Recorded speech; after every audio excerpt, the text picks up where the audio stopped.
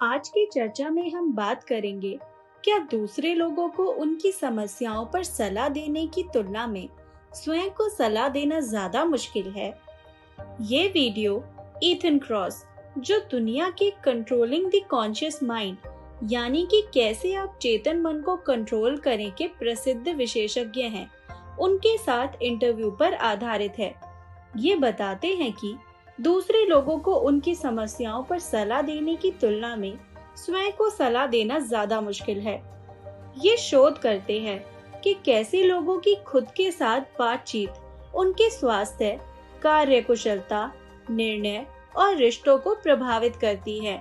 आइए उनके साथ हुए इंटरव्यू की कुछ मुख्य बातें जानते हैं।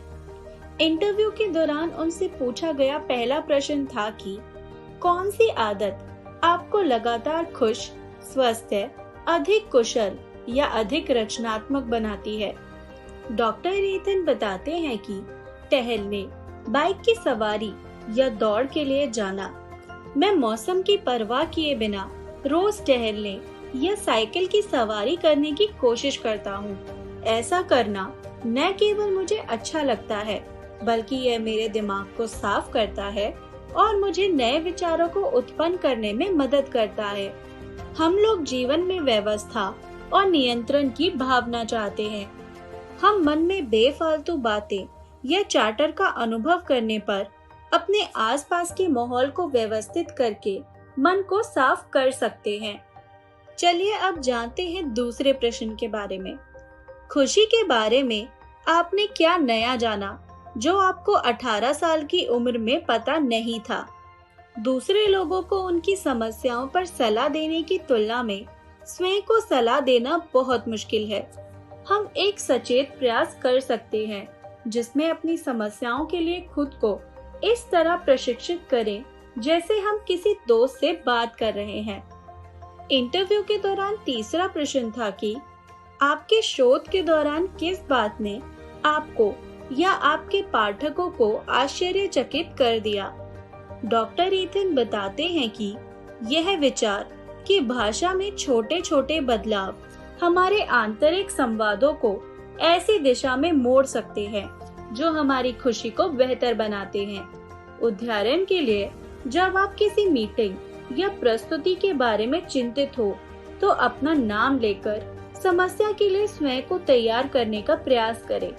विज्ञान कहता है कि ऐसी आत्मचर्चा से लोगों के सोचने, महसूस करने, तनाव में अच्छा प्रदर्शन करने और उन्हें बुद्धिमानी से तर्क करने में सहायता करती है और दिमाग के नेटवर्क के जो भाग विचारों की जुगाली करते हैं उन्हें भी कम करती है।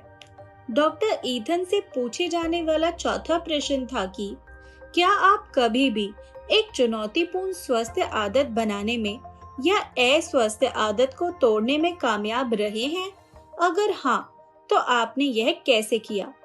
डॉक्टर ईथन बताते हैं कि लगभग 6 साल पहले मैंने एक पेडोमीटर खरीदा और मुझे पता चला कि मैं अपनी मेज पर बैठकर कितना अधिक समय बिता रहा हूँ। इसलिए मैंने पैदल ऑफिस जाना शुरू किया। अपनी ड्राइविंग की आदत को तोड़ने के लिए मैंने हर दिन सुबह अपने आप को याद दिलाया कि मुझे आज कुछ कदम ज्यादा चलना है। यह काम कर गया। मेरे चलने की नई आदत जल्दी ही लग गई और आज भी बरकरार है।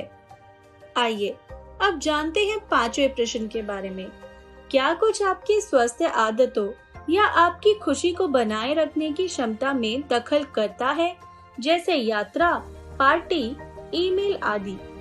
तब डॉक्टर ईथन बताते हैं कि मैं इस बात पर शोध करता हूँ कि लोग अपनी आंतरिक आवाज को कैसे खुशहाल बना सकते हैं। मेरी आंतरिक आवाज मुझे कई बार अपना बेस्ट करने से रोकती है और मैं परेशान या फंसा हुआ महसूस करता हूँ, जिसे मैं चार्टर या मन में विचारों की जुगाली चलना कहता हूँ।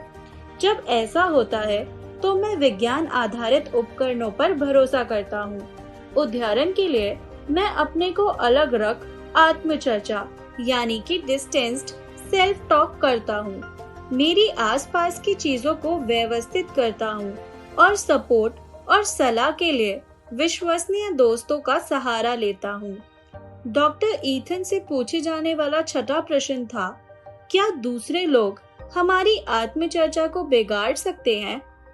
इस प्रश्न का उत्तर देते हुए डॉक्टर ईथन बताते हैं कि हम अक्सर दूसरों के साथ अपनी भावनाओं को साझा करना चाहते हैं, जिससे हमें मदद मिलती है और हम बेहतर महसूस करते हैं।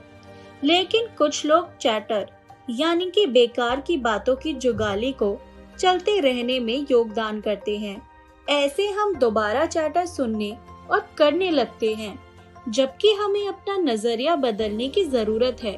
मैं ध्यान से सोचता हूँ कि क्या यह व्यक्ति सिर्फ मेरी बात सुनने के लिए है या मुझे सलाह दे सकता है और मेरे अनुभव का अर्थ समझने में मेरी मदद कर सकता है। डॉक्टर ईथन से पूछे जाने वाला सातवां प्रश्न था, क्या आपके पास कोई विशेष आदर्श वाक्य है या कहावत है जिससे आपने बहुत मददगार पाया हो?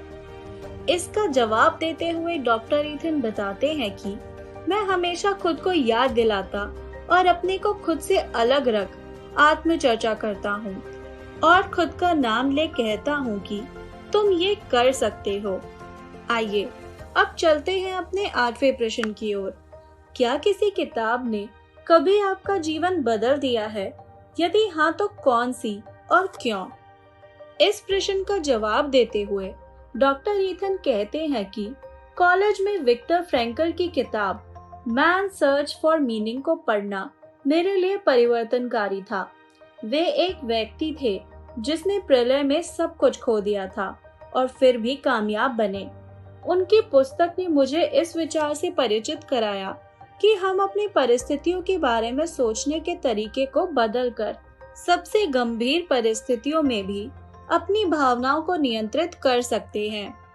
इंटरव्यू के दौरान डॉक्टर ईथन से पूछे जाने वाला आखिरी प्रश्न था कि आपके क्षेत्र में क्या कोई गलत धारणा है जिसे आप सही करना चाहते हैं? इस प्रश्न का जवाब देते हुए डॉक्टर ईथन कहते हैं कि कुछ लोग सोचते हैं कि अपने आप से बात करना अजीब है, जैसे कि मैं अपनी नई किताब चार्टर में कहता हूँ। हम सभी कई बार खुद से बात करते हैं। यह हमारे लिए अविश्वसनीय साधन है जो सकारात्मक हो तो हमें खुश, स्वस्थ और अधिक उत्पादक बना सकता है। बेशक हमारी आंतरिक आवाज भटकी हुई भी हो सकती है और हमें रोष, चिंता और विनाश के लिए मोड़ सकती है। सौभाग्य से हमारे पास विज्ञान आधारित उपकरण हैं जो हमारे आंतरिक संवादों को सही दिशा देने में मदद कर सकते हैं और हमारी खुशहाली और कुशलता को बढ़ा सकते हैं। धन्यवाद।